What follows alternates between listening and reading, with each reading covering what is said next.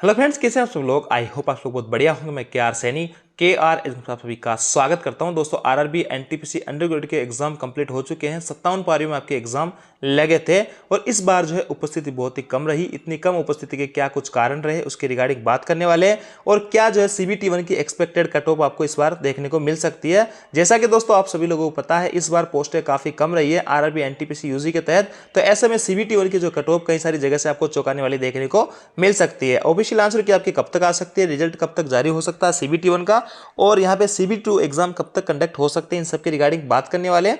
देखिए दोस्तों, सबसे पहले तो अजमेर की तरफ से यहाँ पे आरआरबी अजमेर के अंदर 6.25 लाख में से 3.4 लाख ने नहीं दी परीक्षा। ये नहीं, यहाँ पे जो उपस्थिति रही है 45% के आसपास रही है ओवरऑल, और 55% जो लोग हैं यहाँ पे अनुपस्थित रहे। तो ऐसे में कट ऑफ पे तो सीधा सीधा प्रभाव पड़ने वाला है। लेकिन इतनी कम उपस्थिति का सबसे बड़ा कारण मैं आपको बताता हूँ, वो है आपकी पोस्टें कम इस बार रही है।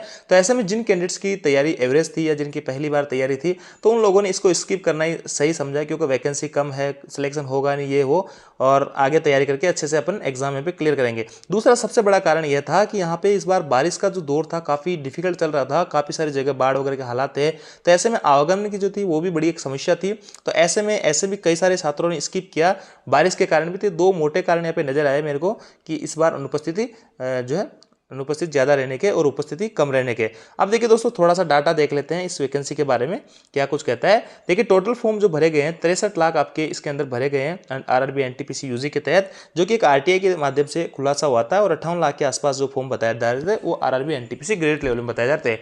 टोटल अटेंडेंस 46% के आसपास माने, जैसे कि अभी अपने न्यूज़पेपर में जो खबर देखी थी उसके अकॉर्डिंग 45-46% के आसपास अगर माने, तो यहाँ पे 30 लाख के करीब लोगों ने एग्जाम यहाँ पे दिया है और 33 लाख लोगों ने एग्जाम को स्किप किया या अनुपस्थित रहे हैं। CBT1 के अंदर आपकी जो टोटल पोस्ट है वो है आपकी 3445 पोस्ट है, और CBT1 में आपको पास किया जाएगा 15 गुना कैंडिडेट्स को। तो ऐसे में 71,675 लोगों को पास किया जाएगा। तो दोस्तों, CBT1 पास करना अभी भी बहुत डिफिकल्ट नहीं है, क्योंकि यहाँ पे 71,000 लोगों को पास किया जाएगा। हाँ, आपकी जो फाइनल मेरिट बनेगी उसमें आपकी जो CBT2 का जो कट ऑफ रहेगी वो बेहद चौंकाने वाली रहेगी। 90-95 तक कट ऑफ आपको देखने को मिल सकती है। पिछली भर्ती में आपने देखा होगा पोस्टें ठीक थी, फिर भी 90-95 तक कट ऑफ देखने को मिली थी। इस बार भी वही हालात रहेंगे, उससे ज्यादा ही कट ऑफ आपको देखने को मिलेगी। लेकिन अभी जो है CBT1 में आपको इतनी कट ऑफ देखने को नहीं मिलेगी, क्योंकि 15 गुना कैंडिडेट्स को पास किया जाता है। CBT2 के लिए 71,675 लोग पास होंगे।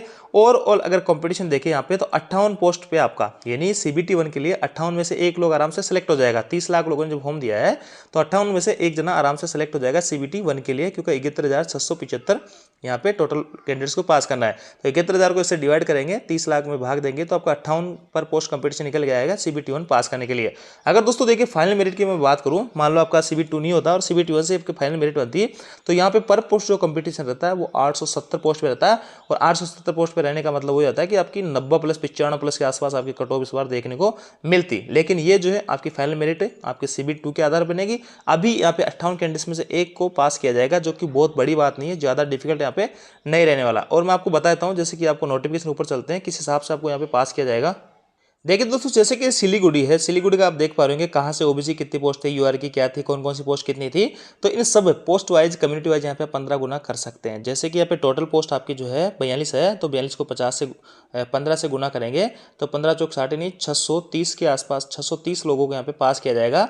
और कम्युनिटी वाइज पास किया जाएगा। UR की यहाँ पे ये 15 पोस्ट है, तो इसको 15 से मल्टीप्लाई कर दो। यहाँ पे 2 पोस्ट है, इसको 15 से गुणा कर दो। ये 3 पोस्ट है, इसको 15 से गुणा कर दो। यानी हर पोस्ट यहाँ पे दे रखी है, उसको 15 से गुणा कर दो। तो ओवरऑल या तो हर पोस्ट को कर लो, या फिर ओवरऑल जो है यहाँ पे इसको 15 से गुणा कर लो। इतने लोगों को CBT1 से पास किया जाएगा। आपके कम्युनिटी वाइज देख सकते हो, आप जो कैटेगरी वाइज देख सकते हो, आपके पोस्ट वाइज देख सकते हो। 15 गुना कैंडिडेट्स को यहाँ पे पास किया जाएगा ओवरऑल। तो CBT1 पास करना बहुत ज़्यादा डिफिकल्ट नहीं है, आप इजी वे में पास कर सकते हो, बशर्ते आपके स्कोर ठीक ठाक होना चाहिए। क्योंकि पेपर जो था बहुत डिफिकल्ट नहीं आ रहे थे, मॉडरेट लेवल के ही पेपर इस बार देखने को मिले हैं। आपके मॉडरेट टू हाई लेवल के थे, ईजी ना कह सकते ना ही ज़्यादा डिफिकल्ट कह सकते हैं, मॉडरेट लेवल के पेपर सभी दे। तो इसलिए कट ऑफ आपकी ठीक ठाक यहाँ पे रहेगी। तो आपको समझ में आएगा किस हिसाब से CBT1 में पास किया जाएगा। अब मैं आपको कट ऑफ बताता हूँ कि एक्सपेक्टेड कट ऑफ आपकी क्या रह सकती है। वैसे दोस्तों, जैसा कि आप सभी लोगों को पता है, यहाँ पे अलग अलग जोन से अलग अलग आरआरबी से आपके जो है पोस्टें अलग अलग रही है, अलग अलग टाइप के फॉर्म भरे गए हैं, कहीं से कम भरे गए हैं, कहीं से ज़्यादा भरे गए हैं। तो आपकी जो कट ऑफ में वेरिएशन है रहने वाला है। ऐसा नहीं कि 70 कट ऑफ है तो 70 ही सभी जगह 70 ही जाएगी, या 75 कट ऑफ है तो सभी जगह से 75। यहाँ पे वेरिएशन रहता है, किसी जोन में कम कट ऑफ जाती है, किसी जोन में ज़्यादा कट ऑफ जाती है। तो 4-5 नंबर का जो है अपन यहाँ पे वेरिएशन रखते हैं। +-2 लेके आपको मैं बताता हूँ कि एक्सपेक्टेड जो कट ऑफ है मैक्सिमम जोन की क्या कुछ रहने वाली है। देखिए दोस्तों, NTPC UG CBT 1 expected cut off क्या रहेगी, ये मैं आपको जो स्कोर है आपका अभी एग्जाम में आपके जो 100 नंबर का पेपर था उसमें से जो स्कोर बनेगा उसके आधार पे बता रहा हूँ।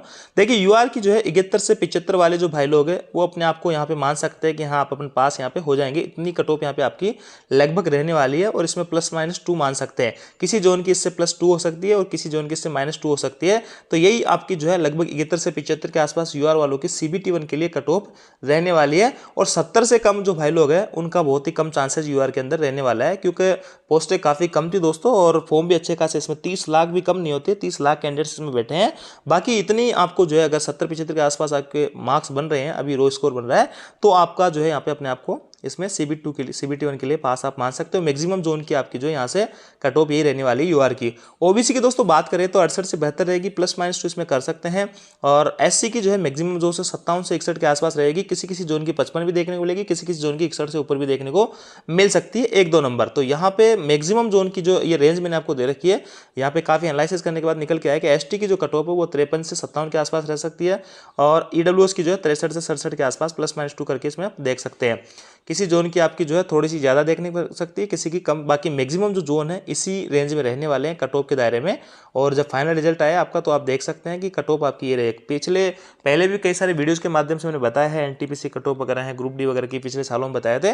तो लगभग जो कट ऑफ एक्सपेक्टेड है बताई जाती है उसी के आसपास आप लोगों की कट ऑफ रहती है। और जैसे कि यहाँ पे अगर कोई ओबीसी में 65 से कम उसका स्कोर बन रहा है तो यहाँ पे उसके बहुत ही रेयरली चांस हो जाते हैं, बहुत कम चांस हो जाते हैं सीबीटी 1 पास करने के। तो ये मेरी तरफ से आपको कट ऑफ रहने वाली है कि इतनी कट ऑफ आपकी रह सकती है इस रेंज में मैक्सिमम जोन की, और +-2 करके इसमें आप देख सकते हैं।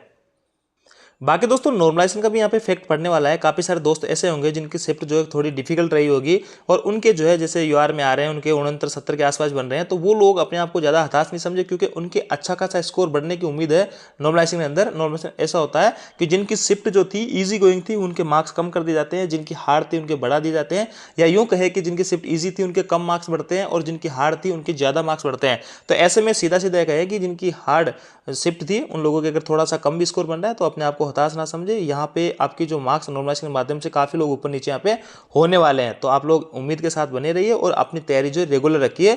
आपके ग्रुप डी की एग्जाम डेट जारी कर दी गई है, आप में से जो भी साथी ग्रुप डी के फॉर्म भरे हैं उसकी तैयारी में फोकस कीजिएगा।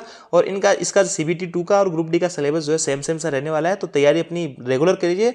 और यहाँ पे काफी सारी वैकेंसीज रेलवे के अंदर आपको एक के बाद एक देखने को मिलेगी। तो दोस्तों ये थी अपडेट, आया वो जानकारी आपको अच्छी लगी होगी। वीडियो आपको लाइक कीजिए, दोस्तों के साथ में शेयर जरूर कीजिएगा। और आपको क्या लगता है कि कट ऑफ आपकी क्या कुछ रह सकती है, कितनी कट ऑफ रह सकती है, आपने कितने क्वेश्चन अटेम्प्ट किए, कितना रो स्कोर आपके भी बन रहा है, आप कमेंट करके हमें बता सकते हैं। Thank you.